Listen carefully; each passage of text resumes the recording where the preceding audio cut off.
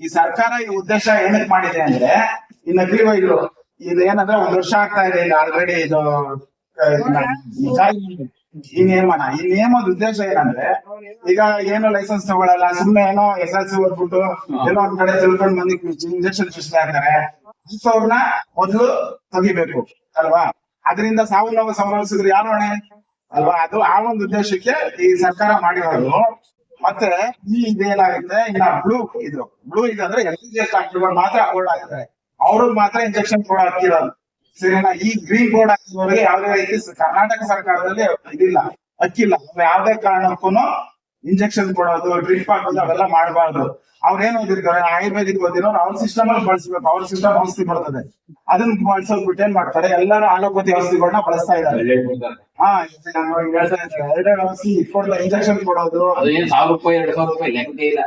ಅದನ್ನ ಮಾಡ್ತಾರೆ. ಮತ್ತೆ ನಿಮ್ಮ ಹತ್ರ ಏನಾಗುತ್ತೆ ನೀವು ಹೋದ ತಕ್ಷಣ ಅವ್ರ ಕಾಯಿಲೆ ವಾಸಿ ಆಗುತ್ತೆ. ಅದೇನಾಗುತ್ತೆ ನಿಮ್ಮ ಶಕ್ತಿ ಇರ್ತದೆ, ಜೀವ ರಕ್ಷಣಾ ವ್ಯವಸ್ಥೆ ಇರ್ತದೆ, ಅದಕ್ಕೆ ಏತ್ ಬಿಡ್ತದೆ. ನೀವೇನ್ ಮಾಡ್ತೀರಾ ಕೃಷಿಗೆ ಹೋಗ್ತೀರಾ ಡಾಕ್ಟರ್ ಹತ್ರ, ಯಾರೋ ನಿಮ್ಗೇನ್ ಗೊತ್ತಿರ್ತದೆ, ಹಳ್ಳಿ ಜನಕ್ಕೆ ಏನ್ ಗೊತ್ತಿರ್ತದೆ, ಅವರ ಬೋರ್ಡ್ ಹಾಕಿರ್ತಾರೆ ಡಾಕ್ಟರ್ ಅಂತ ಹೋಗ್ತೀರಾ, ಹೋಗ್ಬಿಟ್ಟು ಇಂಜೆಕ್ಷನ್ ಮಾಡಿಸ್ಕೊತೀರಾ. ನಿಮ್ಗೆ ಇಂಜೆಕ್ಷನ್ ಮಾಡಿಸ್ಕೊಂಡ್ರು ಡಾಕ್ಟರ್ ಮಾತ್ರ ಕೊಟ್ರು ತಗೋಬರ್ತೀರಾ. ಅದೇನಾಗುತ್ತೆ ನಿಮ್ಗೆ ಒಂದೇ ದಿನಕ್ಕೆ ವಾಸಿ ಆಗುತ್ತೆ, ನಿಮ್ಗೆ ಖುಷಿ ಆಯ್ತದೆ ಡಾಕ್ಟರ್ ಒಳ್ಳೆಯವರು ಅಂತ. ಬಟ್ ಆ ಡಾಕ್ಟರ್ಗೆ ಆ ಔಷಧಿ ಬರೋಕೆ ಅವಕಾಶ ಇದೆಯಾ ಸರ್ಕಾರ? ಇದರಿಂದ ಅವರು ವಿದ್ಯಾರ್ಥಿಗೆ ತಕ್ಕ ಬರೀತಾರ ಯಾರು ಕೇಳಲ್ಲ, ಗೊತ್ತಿಲ್ಲ, ಹಳ್ಳಿ ಜನಕ್ಕೆ ಗೊತ್ತಿಲ್ಲ. ಇದನ್ನ ನಾವು ತಿಳಿಸ್ಬೇಕು. ಅದಕ್ಕೋಸ್ಕರ ಈಗ ನಾವು ಮಾಡ್ತಾ ಇರೋದು ಏನಂದ್ರೆ ಈ ಹಸಿರು ಬೋರ್ಡ್ ಆಗ್ತಂತ ಡಾಕ್ಟ್ರು ಯಾವ್ದೇ ಕಾರಣಕ್ಕೂ ಇಂಜೆಕ್ಷನ್ ಆಗ್ಲಿ ಮತ್ತೆ ಆಂಟಿಬಯೋಟಿಕ್ಸ್ ನ ಕೊಡಂಗಿಲ್ಲ. ಅದರಿಂದ ಏನಾಗುತ್ತೆ ತಗೊಂಡ ತಕ್ಷಣ ನಮ್ಗೆ ವಾಸಿ ಆದಂಗೆ ಆಗುತ್ತೆ. ಆದ್ರೆ ನೀವೇನ್ ಮಾಡ್ತೀರಾ ನೀವು ಗಮನಿಸಿ, ನಿಮ್ ಮನೆಗಳಲ್ಲಿ 3 ತಿಂಗಳಿಗೆ 2 ತಿಂಗಳಿಗೆ ಆಸ್ಪತ್ರೆಗೆ ಹೋಗ್ತಾ ಇದ್ರೆ ಅವ್ರಿಗೆ ಖಂಡಿತ ಆಂಟಿಬಯೋಟಿಕ್ ರೆಸಿಸ್ಟೆಂಟ್ ಪವರ್ ಕಡಿಮೆ ಆಗ್ತಾ ಇದೆ ಅಂತ.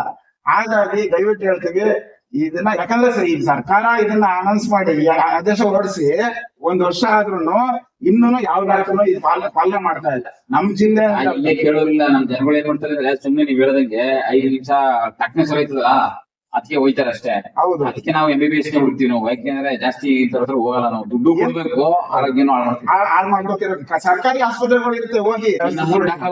ಭಾರಿ ಒಳ್ಳೆ ನಿಮಿಷ ಭಾರಿ ದೊಡ್ಡ ಮನ್ಸು ಚೆನ್ನಾಗ್ ಮಾಡ್ತಾರೆ ಎಲ್ಲಾನು ಅಷ್ಟೇ. ಸಿಸ್ಟಮ್ಗೆ ಪ್ರತಿಯೊಂದನ್ನು ಚೆನ್ನಾಗಿ ನೋಡ್ತಾರೆ. ಆದ್ರೆ ನಮ್ ಜನ ಎಲ್ಲರೂ ಉಪಯೋಗಿಸ್ಕೊಳ್ಳೋದು. ಅದೇ ಅದಕ್ಕೋಸ್ಕರ ನಮ್ಮ ಉದ್ದೇಶ ಏನಂದ್ರೆ ಜನ ತುಂಬಿಸೋದು. ಈಗ ನಾವು ಜನಕ್ಕೆ ಏನೋ ಹೇಳ್ಬೋದು, ಇವನೇನೋ ಬಂದ್ ಹೇಳ್ದ ಆಗತ್ತೆ ಏನೋ ಅನ್ಕೋಬಹುದು, ಅದು ಸರಿ. ಅದು ನನ್ನಂತ 4 ಜನ ಹೇಳಿದ್ರೆ ಇನ್ನೊಬ್ರು 4 ಜನ ಆದ್ರೂ ಜನ ಹೇಳೋಣ. ಯಾಕಂದ್ರೆ ನೀವ್ ಹೇಳೋದಂಗೆ ಅವ್ರು MBBS ಇಂಜೆಕ್ಷನ್ ಈಗ ನಾನು ಬೋರ್ಡ್ ಹಾಕ್ಬೇಕು.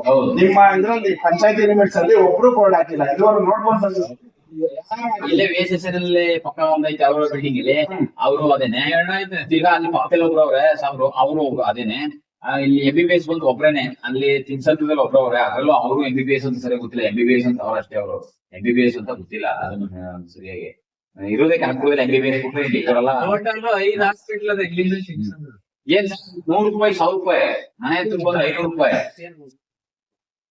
ಸರಿ, ಹಾಗಾಗಿ ನಾನು ಹೇಳೋದು ವಿಚಾರ ತಿಳ್ಕೊಳ್ಳಿ, ಆಮೇಲೆ ನೀವು ಡಿಸೈಡ್ ಮಾಡಿ. ನೀವು ಇಷ್ಟ ಹೋಗಿ, ನಾವೇನ್ ಯಾರನ್ನೂ ಬೇಡ ಅನ್ನಲ್ಲ, ನಾವು ಆ ಡಾಕ್ಟರ್ ತೆಗ್ದಾಕಿ ಅಂತ ಹೇಳಲ್ಲ.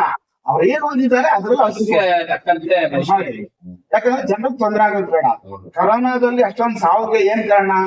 ಜನ ನೀವು ಹೇಳೋದಂಗೆ ಒಳಗೆ ಕೆಲಸ ಮಾಡುವಂತ ಇದು ಅಣುಗಳಿಲ್ಲ ಅಂದಾಗ ಪಂಚಾಯತಿ ವ್ಯಾಪ್ತಿಗೆ ಪಂಚಾಯತಿಗೆ ನಾನು ಕೊಟ್ಟಿದ್ದೀನಿ, ಆಲ್ರೆಡಿ ಒಂದು ಮನವಿ ಮಾಡಿದ್ದೀನಿ. ಈಗ ಇವರು ಪಂಚಾಯತಿ ಹೇಳ್ಬಿಡಿ ದಯವಿಟ್ಟು ಬೋರ್ಡ್ಗಳನ್ನ ಹಾಕಿಸಿ ಜನಗಳಿಗೆ ಗೊತ್ತಾಯ್ತದೆ. ಹೌದು, ಅಲ್ವಾ? ಇಲ್ಲಿ ಬೋರ್ಡ್ ಹಾಕ್ತಾಗ ಯಾರು ಅಂತ ಗೊತ್ತಾಯ್ತದೆ. ಅವಾಗ ಜನ ಸುಮ್ಮನೆ ಏನು ಆ ಟೈಮ್ಗೆ ವಾಸ ಈ ಕರೆಕ್ಟಾಗಿ MBBS ಡಾಕ್ಟರ್ ಅಂದ್ರೆ ಗೌರ್ಮೆಂಟ್ ಹೋಗ್ತಾರೆ. ಹೌದು, ಗೌರ್ಮೆಂಟ್ ಹಾಸ್ಪಿಟಲ್ಗೆ ಹೋಗಿ ಒಳ್ಳೆ ನೋಡಿದವ್ರೆ ಅಂದ್ರೆ ಅವರು ಇನ್ನೊಬ್ರು 3 ಜನ ಕೂತಿರೋರು.